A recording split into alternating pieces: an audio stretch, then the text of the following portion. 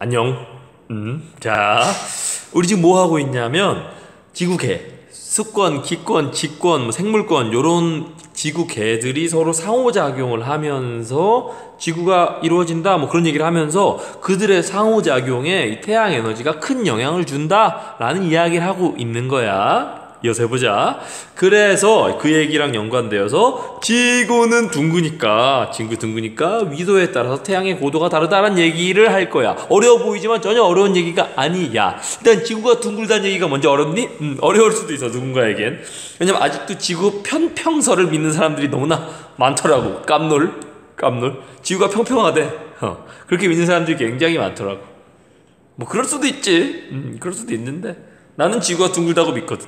자, 보자. 지구가 둥글기 때문에 위도라는 게 생겨. 위도는 예전에 한번 말한 적이 있는데 위도가 뭔지 알지? 지구가 이렇게 둥글고 여기가 북극이고 여기가 남극이면 이 북극과 남극을 딱 90도로 나누면 요게 적도, 위도 0도고 위도 30도, 위도 60도, 위도 90도 뭐 이런 식으로 나눈다고 했잖아? 그치? 그래서 위도에 따라서 태양의 고도가 다르다는 건데 태양의 고도는 태양이 뜨는 높이를 말하는 거야. 우리는 그러니까 태양이 우리 산 이 지역에서 지구의 그 대한민국에서 태양이 가장 높이 뜨면 몇 도야? 90도야? 아니야. 90도가 아니에요. 왜 90도가 아닌지 보자. 먼저 적도에 사는 사람 입장에서 보면 적도에 사는 사람은 이게 땅이잖아? 그럼 태양이 여기에 떠요? 꼭대기에 떠요? 그러니까 먼저 이 얘기부터 하자.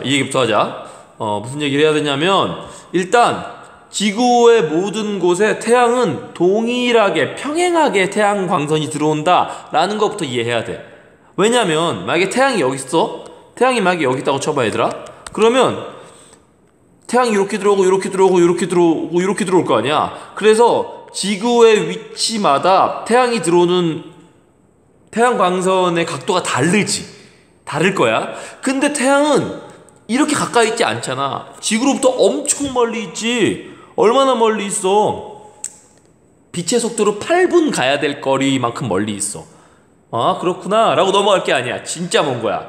빛의 속도는 1초 동안 지구 이 둘레를 7바퀴 반 도는 속도거든? 1초? 하면 지금 7바퀴 반 도는 거야. 엄청나게 빠르지. 그 속도로 8분 동안 날아가야 될 거리에 태양이 있다고. 말도 안 되게 먼 거야. 그렇게 너무나 멀리 있기 때문에 그냥 이렇게 여기 있을 때는 요 각도, 여기 있을 때는 요 각도, 여기 있을 때는 요 각도. 어때? 점점 각도가 작아지지. 그래서 지구로부터 너무 멀리 있는 태양은 이 각도가 작아지다가 결국 지구의 모든 부분에 같은 각도로 태양광선이 들어와요. 요거부터 이해해야 돼. 됐어? 이해했어? 그러면 같은 각도로 들어오면 지구가 둥글기 때문에 지구의 위도에 따라 태양이 뜨는 높이가 달라. 태양이 가장 높이 떴을 때 위치가 달라. 북반구에 사는 사람들은 이걸 남중고도라고 부르거든? 중학교 때 배웠을걸? 남쪽에서 가장 중앙에 뜰 때 태양의 높이 이를 남중고도라고 불러. 그 남중고도가 다 다르단 말이야. 봐봐. 적도 근처 이 사람들한테는 말이야. 이게 태양의 남중고도. 태양이 가장 높이 떴을 때거든? 요때가 태양의 고도가 이렇게 돼요. 우리는 여기쯤 살아요. 중위도 주방에 살잖아. 그래서 우리는 태양이 가장 높이 떴을 때 여기에 있어. 우리 머리에. 꼭대기가 아니지. 여기 있잖아. 여기 사는 사람한테는 태양이 아무리 높이 떠봤자 땅으로부터 요 각도밖에 안 뜬다고. 그러니까 하루 중에 태양이 가장 높이 떠도 별로 태양의 높이가 높지 않아. 이 정도 높이에 있다고 태양이. 그치? 만약에 북극에 있는 사람한테 어때 그럼? 북극의 땅은 여기야. 태양빛이 이렇게 들어와. 태양이 땅에 붙어있지. 태양이 아무리 높이 떠도 거의 지평선에 맞닿아 있다고. 그렇다는 걸 이해해. 그래서 북극에는 막 해가 지지 않을 때도 되게 많잖아. 해가 지지 않는 백야라 그래서 밤이 돼도 해가 안 져. 그게 막 100 며칠씩 반복 이어지고 막 이러잖아. 이게 바로 이 지구가 둥글기 때문이지. 위도에 따른 고도가 다르기 때문이고. 그렇다는 걸 먼저 이해해야 돼. 요걸 이해했으면 이해해줘 제발. 돌려봐. 뭐 이해가 안 가면. 이해를 하면 이제 요걸 이해할 수 있게 돼요. 뭐냐면 태양의 고도가 낮을수록 햇빛이 지표면을 비스듬히 비추니까 요게 중요해. 단위 면적당 태양 복사 에너지 양이 작아진다. 요게 중요해요. 자, 보면 고도가 높을수록 햇빛이 지표면을 수직에 가깝게 비추니까 단위 면적 땅 태양 복사 에너지가 많아지는데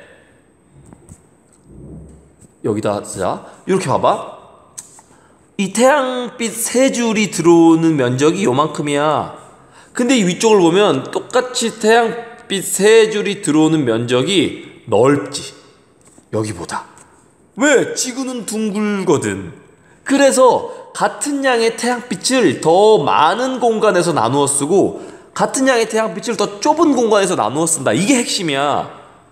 이걸 이해하는 게 중요해요. 고도가 높아지면 점점 고도가 높으면 높을수록 같은 양의 태양빛을 그러니까 위도가 낮은 곳에 비해서 같은 양의 태양빛을 더 넓은 면적에서 나누어 쓰게 된다는 얘기야.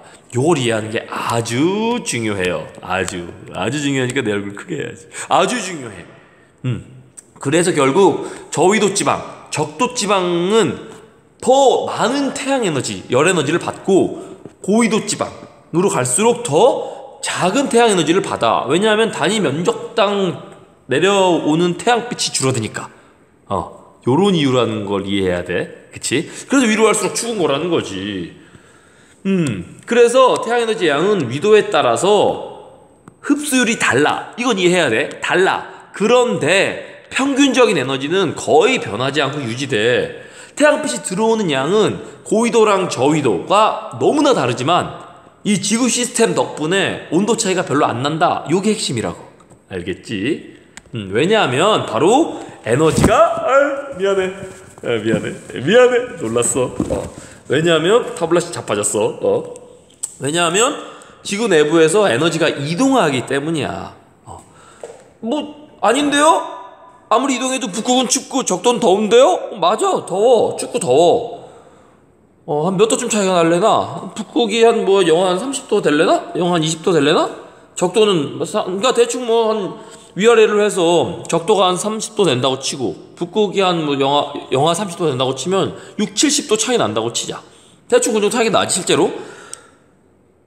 근데 이게 무슨 지구 에너지의 이동 덕분에 차이가 별로 안 나는 거예요? 라고 얘기할 수 있겠지만 모르는 소리지 그건. 왜냐면 수성 같은 곳은 대기도 없지, 물도 없지. 그래서 에너지의 흐름, 에너지의 분배가 전혀 이루어지지 않는, 에너지의 재분배가 전혀 이루어지지 않는 수성 같은 데는 거기는 낮에 해가 내리쬐는 곳은 막 500도 막 이렇게 되고 400도 500도 이렇게 되고 해가 내리쬐지 않는 곳은 영하 100도 막 넘게 돼. 그러니까 수성 같은 경우는 밤이랑 낮이랑 거의 5, 600도 차이가 난다고. 5, 600도 장난 아니지. 지구는 근데 해가 뜨는 곳 뜨지 않는 곳, 고위도 저위도 해봤자 뭐 6, 70도 차이밖에 안 난다고. 이걸 이해하는 게 중요해요. 결국 지구의 내부에서의 에너지의 순환이 없으면 5, 600도 차이가 난다니까? 근데 지구는 많이 나봐야 6, 70도 차이밖에 안 나잖아. 그렇다는 걸 이해하는 게 중요해요. 그래서 요런 방식으로 열 에너지가 남는 곳에서 열 에너지가 부족한 곳으로 열이 이동이 일어나기 때문에 이렇게 차이가 별로 안 난다라는 걸 이해하는 게 중요하지. 복사, 전도, 대류가 뭔지 각각을 잠깐 얘기하고 넘어가면, 복사는 뭐냐면 전자기파 형태로 전해지는 열 에너지야. 그러니까 그냥 태양빛이 지구로 오는 게 복사야. 뭔가 어떤 중간 개체를 거치지 않고 전자기파, 빛이 그냥 그대로 오는 거, 이게 복사. 전도는 물질의 충돌로 에너지가 전달되는 거, 이게 전도. 그렇다는 건데 뭐라고 얘기해야 되지? 그러니까 뭐냐면 그냥 금속의 이쪽 끝을 달구면 이쪽 끝이 뜨거워지는 건 전도 때문이지. 이 금속 입자들이 열 에너지를 퉁퉁퉁퉁퉁 충돌로 전달해 주니까 이쪽이 뜨거워지는 거, 요건 전도. 복사랑은 다르지? 복사는 그냥 열 에너지가 날라오는 거야. 전자기파 형태로 그냥 빛으로 날라오는 거. 대류는 열에 의해서 이렇게 흐름이 만들어지는 걸 대류라고 하지. 대류 얘기는 뒤에서 좀 할 거야. 일단 넘어가자. 그렇다는 거야. 복사, 전도, 대류가 다르다는 거 이해해야 돼. 커피. 아이스티 아니야. 커피야. 잠깐만 전화가 왔네. 되나? 그렇지. 자, 그래. 그래서 이렇게 열이 전달된다. 위도별로 다른, 그러니까 위도별로 받는 태양열 에너지가 달라서 그 다른 태양열 에너지가 방금 말한 그런 이유 때문에 오늘 뭐 이렇게 버벅대냐 나. 그냥 갈게. 다시 안 찍고. 그런 이유 때문에 이렇게 열이 재분배되기도 한다라는 건데 그 과정에 대한 설명을 이제 할 거야. 각 권에 맞닿아 있는 부분에서 증발이나 응결과 같은 물의 상태 변화가 일어나지. 이 과정에서 바로 증발이 일어나는 과정에서 물이 열을 흡수하고 응결이 일어나는 과정에서 물이 열을 뱉기도 하면서 이렇게 열이 이렇게 흡수가 열이 이렇게 대류 과정이 일어나면서 열이 흡수, 분배, 재분배 된다라는 이야기지. 상태 변화가 일어나요? 뭐 당연한 얘기야. 당연한 얘기를 있어 보이게 말하려니까 참 버벅대네. 그렇다는 거지. 물은 수건뿐 아니라 여기에 다 존재해. 수건은 물을 말하는 거야.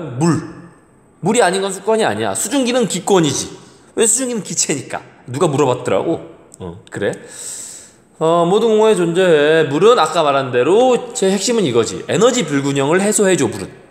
물의 순환은 뭐 당연한 얘기지. 이렇게 상태가 변하면서 열을 흡수했다 방출했다 하면서 각 권 사이를 계속 종횡무진 누비면서 열을 재분배한다. 태양 에너지를 재분배해준다라는 거지. 또 물이 눈과 비로 내리면 강물 또는 빙하 형태로 이동하고 이 과정에서 지표면을 깎기도 하고 그 지표면을 변화시키기도 하지. 그렇다는 거지. 그런 이야기 침식과 태정의 핵심적인 역할을 하지.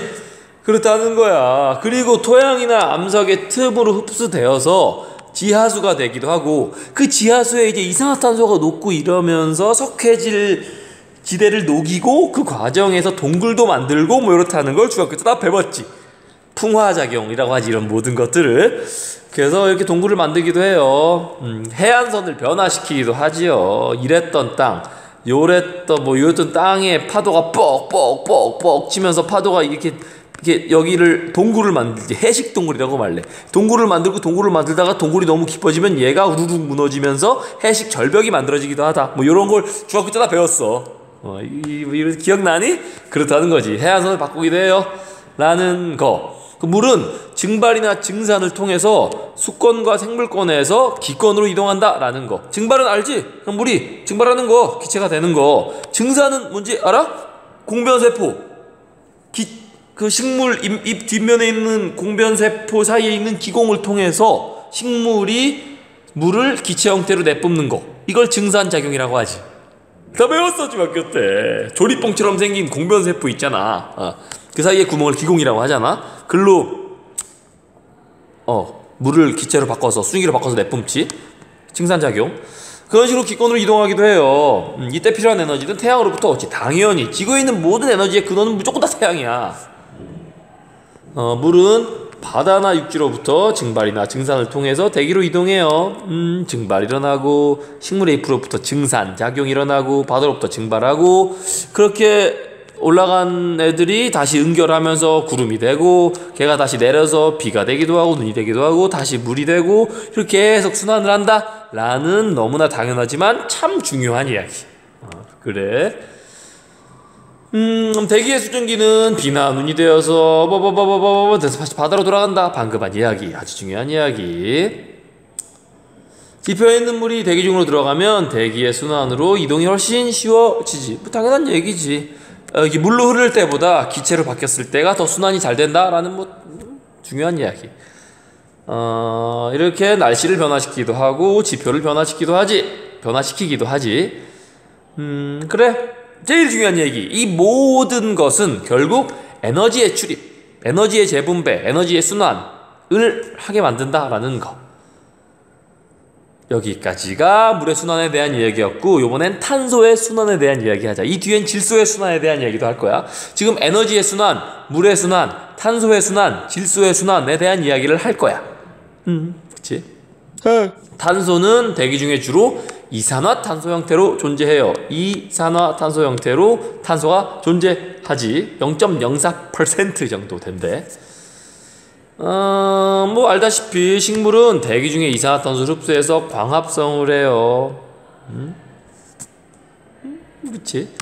식물과 동물은 호흡을 통해서 에너지를 얻어. 뭘 봐. 이거 영상 찍고 있는데 방해되고 있어. 저거. 꺼져. 아 지금 2학년들 쉬는 시간인가 봐. 근데 영상 찍는데 밖에서 얼쩡거리고 이제. 식물과 동물은 호흡을 하면서 에너지를 얻어요. 이때 발생한 이산화탄소를 다시 대기 중으로 내뿜고, 그럼 대기 중의 이산화탄소를 식물들이 다시 흡수해서 다시 산소를 만들고, 산소를 흡수한 동물이 다시 호흡을 통해서 이산화탄소를 분해하고, 뭐 이런 과정으로 계속 탄소의 순환이 일어난다는 얘기지. 여기서 조금 주의해야 될 건, 우리가 식물이 광합성을, 이산화탄소를 이용해서 광합성을 한다고 해서 식물이 호흡을 안 하는 거 아니야. 식물도 호흡을 해요. 식물도 호흡을 해서 밤에는 식물이 호흡만 해. 호흡만 하니까 동물이랑 똑같이 산소를 흡수해서 이산화탄소를 내뿜어. 근데 낮에 태양이 쨍쨍 있을 때는 식물이 호흡도 하지만 광합성도 같이 해. 근데 광합성 양이 더 많아서 종합적으로 봤을 때는 식물이 호흡을 통해서 만드는 이산화탄소보다 광합성을 통해서 흡수한 이산화탄소가 더 많은 것 뿐이야. 지금 내가 말을 되게 좀 빨리 했는데 중요한 얘기야. 이해해줘야 돼. 지금 아마 말을 똑바로 한 것 같아. 식물도 호흡을 한다는 거지. 그래서 밤에 태양이 없을 때 식물원 같은 데 있잖아. 거기 있으면 좀 위험해. 식물원 같은 데 사람이 그냥 완전 밀폐된 식물원에 있으면 좀 위험해. 좁은 공간에 너무 많은 식물들이 호흡을 하거든, 같이. 그러니까 이산화탄소가 많아지거든. 산소가 부족해지고. 그렇다는 거지. 그렇다는 거지. 이런 식으로 탄소순환이 일어난다라는 당연한 이야기인데 좀 더 깊게 하는 거야. 동식물이 죽게 되면 더 이상 호흡을 하지 못함으로 이산화탄소가 대기 중으로 나오기 어려워지지. 동물들이 싹 다 죽으면 문제야. 동물들이 싹 다 죽으면 식물들이 흡수할 이산화탄소가 부족해지거든. 싹 다 죽으면 안 돼. 지구상에 있는 모든 식물과 동물은 지금 어느 정도 평형 상태이거든. 균형을 맞춰줬어. 정말 신비한 시스템이지. 근데 이때 미생물이 동식물을 분해하지. 썩힌다고. 썩혀. 또 전화 와. 그렇게 이산화탄소가 나오기도 한다. 그래서 동물 썩으면서 분해하는 과정에서 이산화탄소가 나오기도 하니까 그런 식으로 이산화탄소의 순환이 일어난다? 아니, 탄소의 순환이 일어난다? 라는 거지. 뭐 이런 데는 이렇게 해서 화석이 되기도 해. 그럼 화석이 되면 순환이 끝나는 거냐? 아니지. 화석이 다시 타면서 공기 중에 또다시 이산화탄소가 나가기도 하지. 그러면서 탄소 순환이 일어난다라는 거야. 연료로 사용되지. 석탄, 석유, 천연가스 이런 것들. 그래서 다시 기권으로 이동해. 그런 식으로 순환이 일어나요 라는 그런 이야기지. 이런 걸 탄소순환 시스템이라고 얘기해요. 봐봐. 뭐 이렇게 대기 중에 이산화탄소가 광합성을 통해서 동물들이 흡수할 수 있는 포도당으로 바뀌고 그 과정에서 호흡이 일어나고 다시 대기 중에 이산화탄소가 되기도 하고, 또는 대기 중에 이산화탄소는 물에 녹아서 탄산이온이 되고, 이 탄산이온이 뭐 어패류들의 조개 껍데기가 되기도 하고, 해양 생물들이 흡수하기도 하고, 그리고 해양 유기물들이 화석이 되기도 하고, 얘가 다시 연료가 돼서 다시 이산화탄소가 되고, 이런 식으로 순환이 일어난다. 그런 이야기지. 오늘 엄청 버벅댄다. 계속 끊겨서 그런 것 같아. 중간에 막 쟤네 아주 얼쩡대고 전화 계속 오고. 그래. 근데 중요한 건 이산화탄소 순환의 균형이 아주 중요한데 얘가 자꾸 깨지고 있다는 거지. 바로 인간 때문이라는 얘기야. 지구온난화 라는 거지. 화석연료를 너무 많이 사용한다 라는 거야. 근데 슬픈 건 코로나 때문에 공장 가동이 줄었더니 지구온난화가 갑자기 급속도로 해소가 되면서 이 코로나 때문에 아주 잠깐 공장이 멈춘 걸로 지구가 너무 깨끗해지고 있는 거야. 해양 생물들 갑자기 막 늘어나고 있고, 그러니까 인간이 주는 영향이 생각보다 컸다라는 거지. 나는 솔직히 별로 생각 안 했거든. 그래 뭐 얼마나 크겠어 했는데 정말 커. 지금 난리 났어. 생태계가 완전 복원되고 있어서 조심해야 돼. 인간이 꽤 영향을 많이 주는 것 같아, 지구에. 아껴 써야 돼. 요번에 마지막으로 질소 순환에 대한 얘기하고 오늘은 끝내자. 질소는 대기 구성 성분의 약 78%를 차지하고 있지. 지구는 질소의 행성이야. 기권에 가장 많이 존재하는 기체이지. 가장 많이 존재하고 있어. 대기 중의 질소는 토양 속의 세균을 통해서 질산이온으로 바뀌고 식물에게 흡수되지. 공기 중에 질소가 엄청 많지만 공기 중에 있는 질소는 식물이 바로 흡수할 수 있는 형태가 아니야. 흡수를 못해. 그래서 얘가 질산이온으로 바뀌어야 질산이온으로 바뀌어야 식물이 흡수할 수 있게 되고, 그때 식물의 뿌리에 흡수되면 식물의 생장을 촉진시키고, 그렇게 해서 자란 식물을 동물이 먹고, 그럼 동물이 먹은 과정에서 배설물이 생기고, 그 배설물이 토양으로 이동하면 그게 다시 기권으로 이동하기도 하고, 이런 식으로 돌고 질소순환이 이루어진다라는 거지. 이렇게 방금 얘기한 거 이렇게 되는 거예요. 이렇게 되지. 단백질의 구성 성분이지. 질소는 굉장히 중요한 단백질 구성 성분이라고 얘기했지. 탄단지 중에서 단백질에만 질소가 들어간다라는 이야기도 했고, 뭐 그런 이야기. 배설물이나 사체는 뭐 이게 돼서 기권으로 이동해요. 분해되는 과정에서. 그런 이야기. 질소, 이런 걸 질소순환이라고 해요. 굉장히 중요하다는 거지. 여기까지. 고생했어. 이제 마지막, 기말고사 전에 마지막 단원 하나만 남았네. 잘해보자. 파이팅. 안녕.